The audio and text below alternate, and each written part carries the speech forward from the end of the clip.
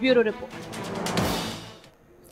Budget यकम फरवरी को जरूर आएगी, लेकिन उससे पहले जमीनी सूरत हाल को दिखा रहा है गुलिस्तान न्यूज कि किस तरीके की सूरत हाल जम्मू कश्मीर के अंदर है। और अब जो रिपोर्ट आपके सामने रखने जा रहे हैं वो आपके होश उड़ा देगी, क्योंकि मुस्तकबिल का सवाल उसके साथ जुड़ा हुआ है। माना जा रहा कि अगर तालीम सही से मिले तो मुस्तकबिल तारीख होने से बच जाता है और मुस्तकबिल आपका संवर जाता है। लेकिन उन नौनिहालों का क्या जिनके लिए इंतजामिया ने बड़े बोर्ड तो लगाए, लेकिन हालात ऐसे बनाए कि जानवर को भी वहां ले जाने से इंसान कतराए और ये उसे एहसास हो कि अगर मैंने यहां पर जानवर को भी रखा शायद उसका भी नुकसान होगा। लेकिन ये तो महकमा तालीम है, यहां सब कुछ जायज है। इस रिपोर्ट को देखिए।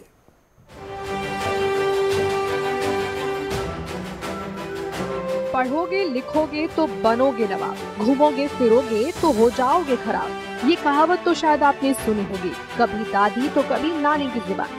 खैर ये कहावत हमने क्यों कही, जब आप हमारी रिपोर्ट देखेंगे तो आप बखूबी से समझ पाएंगे। कहते हैं बच्चे देश का भविष्य होते हैं और देश के भविष्य को संवारने के लिए इतिहास गवाह है कि अभी तक काफी कुछ किया गया है, क्योंकि किसी देश का भविष्य तब बेहतर बन पाता है जब उस देश के बच्चे शिक्षित हों। और भारत जैसे देश में जैसे जैसे लोग शिक्षित होते गए वैसे वैसे बदलाव होता रहा। सती प्रथा बदली तो बाल विवाह के बारे में शिक्षित होने से लोगों की सोच बदली और फिर चला साक्षरता अभियान और सर्व शिक्षा अभियान। लेकिन अभी भी कुछ ग्रामीण इलाके ऐसे हैं जहां शायद लगता है कि बच्चों का भविष्य खतरे में है। ऐसा क्यों, वो आप इन तस्वीरों से समझ पाएंगे।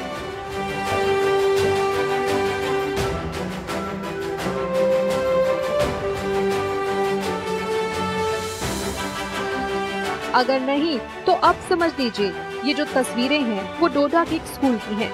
स्कूल तो है लेकिन स्कूल की छत नहीं है, बैठने के लिए स्कूल की जमीन तो है लेकिन बेंच नहीं है। कहने को स्कूल के टूटे फूटे कमरे हैं लेकिन उसमें मास्टर नहीं है। अब भारत का भविष्य बेहतर बने तो आखिर कैसे?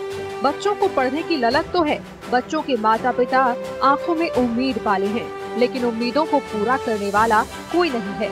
और हो भी क्यों, क्योंकि इलाका दूर दराज का है। नेताजी आएंगे तो फोटो कैसे खिंचा पाएंगे? न वादे होंगे न दावे, क्योंकि कैमरा होगा नहीं, तो आखिर नेताजी दिलचस्पी लें क्यों? है पहाड़ी इलाका है, बर्फबारी में स्कूल जमींदोज हो जाता है और जब बर्फबारी नहीं हो तो स्कूल की ऐसी स्थिति नहीं जहां बच्चे आ पाएं। बदकिस्मती की बात है कि 2005 में इस बिल्डिंग को तामीर किया गया था एजुकेशन की तरफ से, लेकिन 2005-06 के दौरान ही बारी बर्फ़ हुई तो बर्फ़ के दौरान इस बिल्डिंग की जो है ट्रस से टूट कर तहस नहस हो गई।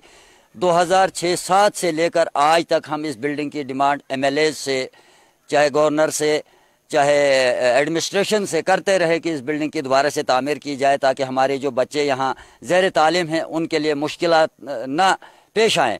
मगर आज तक किसी भी महकमा या एजुकेशन महकमा या हायर अथॉरिटीज़ ने इस बिल्डिंग के लिए कोई भी फंड्स वागुजार नहीं की और इसकी जो है सरासर जो पूरी परेशानी जो है वो गरीब आवाम पर है। बारिशों में किस तरह से एजुकेशन यहाँ पे होती होगी, क्योंकि छत के बिना ये स्कूल है?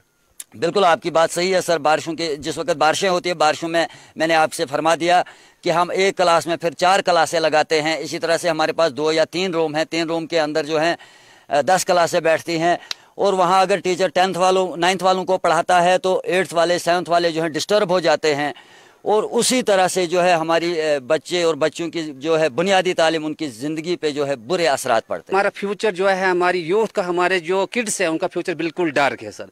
आप देखिए कि यहाँ पे कोई भी वालिदैन अपने बच्चे को भेजना गवारा नहीं करता है, क्योंकि सर बिल्डिंग ही नहीं है। आप देखिए सर, इसकी छत नहीं है सर। जो ही इस बिल्डिंग को तामीर किया गया था सब स्टैंडर्ड मटेरियल का इस्तेमाल किया गया और अगर मटेरियल सही भी इस्तेमाल करते जनाब 15-20 फुट बर्फ गिरी, उसकी ट्रस्ट जो थी वो पूरी नीचे आ गई। उसके बाद सरकार के सामने जनाब हमारे यहाँ के जो भी नुमाइंदे हैं कई बार गए जनाब, धरना लगाया, गुहार लगाए, मगर किसी ने भी नहीं सुना। यहाँ तक कि 2014 में यहाँ पे हमें धोखा दिया गया जनाब। यहाँ पे एक बोर्ड लगाया गया 10+2, मतलब बिल्कुल जब इलेक्शन हो गए तो उस बोर्ड को उतारा गया जनाब। वैसे कि वैसे है जनाब, कोई भी हमारी इस गरीब आवाम की तरफ ध्यान नहीं दिया जा रहा है। डोडा डीसी साहब से भी रिक्वेस्ट करते हैं कि जनाब कोई फंड्स वागुजार किए जाए जिससे हम इस बिल्डिंग का कोई अजाला कोई काम करवा सकते हैं। और बिलखुसूस रियासत जम्मू कश्मीर के जो हमारे LG हैं मनोज सिन्हा साहब, उनसे रिक्वेस्ट करते हैं कि हमारे तरफ ध्यान दिया जाए ताकि हम इस बिल्डिंग को बनाएं। तो सुना आपने, सच्चाई यही है